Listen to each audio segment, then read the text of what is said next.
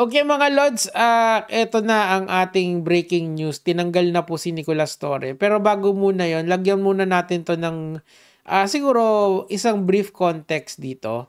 Galing to ng Billionaire News. Kasi I think this is more para magets nyo yung pinagmulan nito. Kasi si Torre naman maayos naman yan eh. Nakakatuwa yan eh. Panoorin lang natin. Pagpalitin ng pwesto kamakailan, Ito. Chief Nicolas Torre. Tablado ang pinatupad na reshuffle ni PNP Chief Nicolas Torre. Okay. Matapos pagpalitin ng pwesto kamakailan para sa second highest position o Deputy Chief for Operation sina Lieutenant General Bernard Banac at Lieutenant General Jose Melencio Nartates Jr.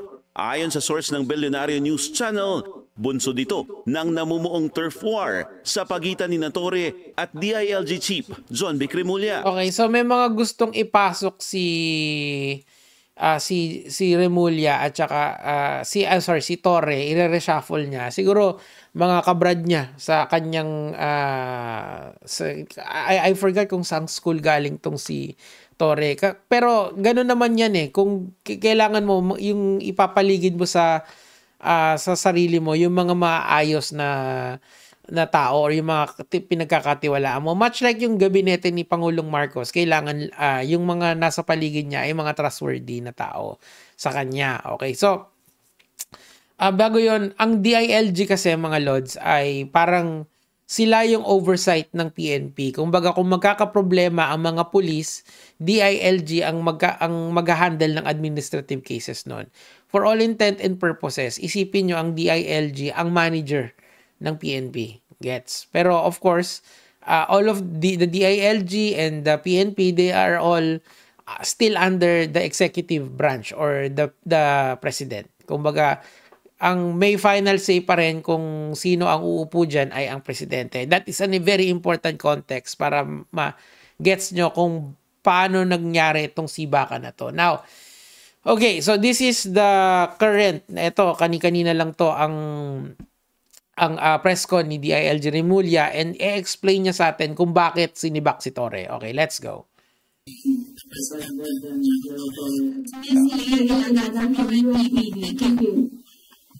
Galit ah.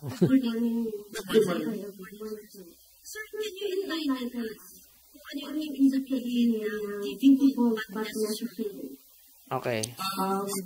So, in the speech of Remulla, sinabi niya that the president made a difficult but necessary decision of removing Nicolas Torre. Okay, let's go.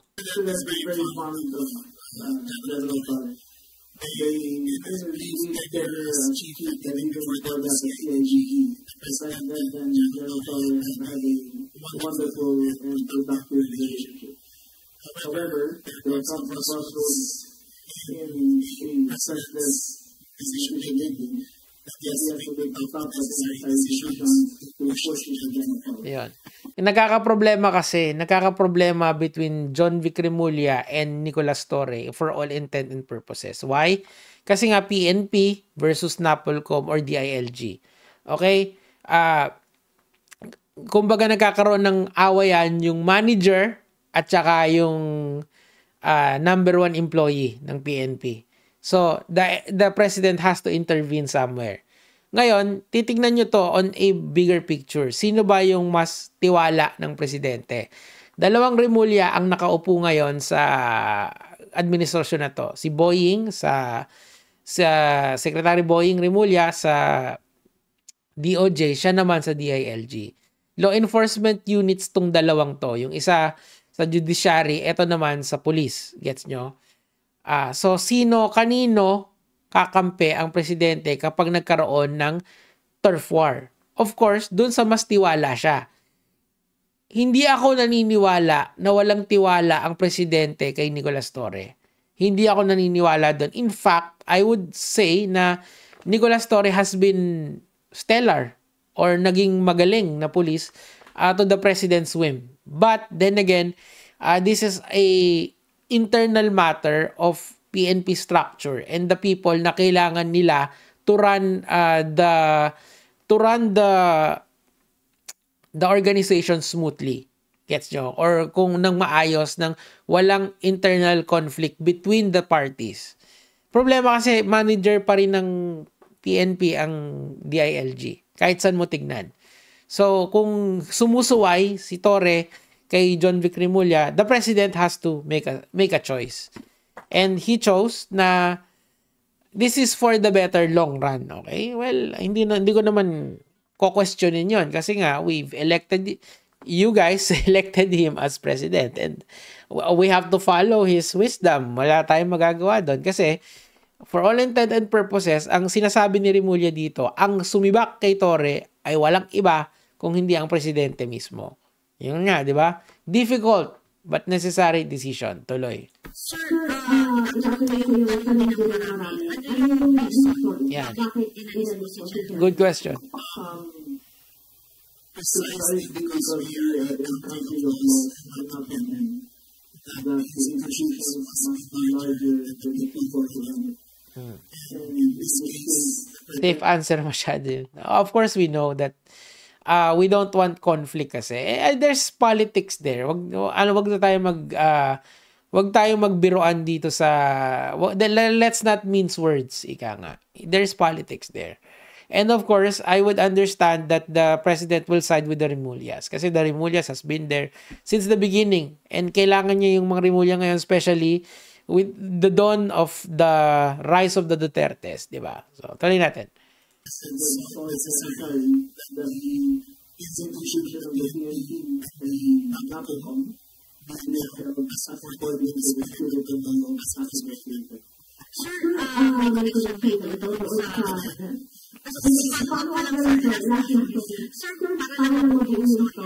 May connection kayo na ito doon sa nakaraang definition ng napapong na hindi po nasunod. Parang hindi nagaba. O hindi na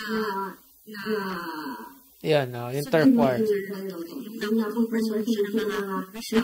Oo. Ay, hindi siya sumunod eh. Gusto niya kasi ipasok yung mga tao niya eh. Pero pakinggan natin si Remulla.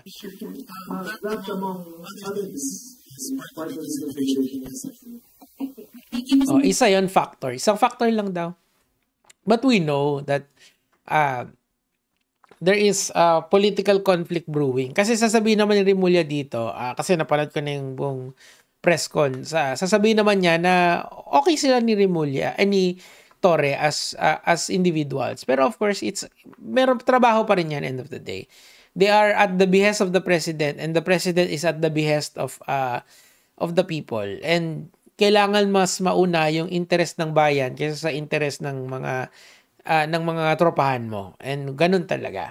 And I agree with the decision ng presidente kasi end of the day, si Nicolas Torre is going to be just following orders from above, sa taas. And anyone can do that na loyal sa presidente. Pero kailangan nyo ring isipin na the Remulla brothers are dalawa sila na they are trying to fend off a lot of people na gustong maalis ang presidente sa kanilang sa pwesto, di ba? For example,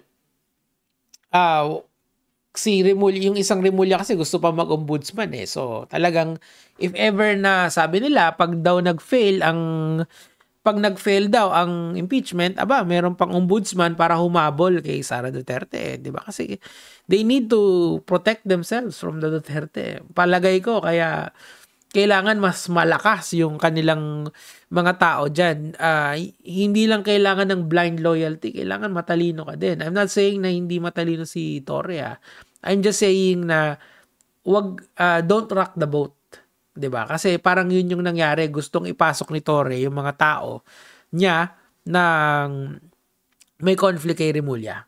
And we don't know how, hindi natin kasi alam kung ano yung internal matter nito eh. Yung nangyayari sa loob talaga.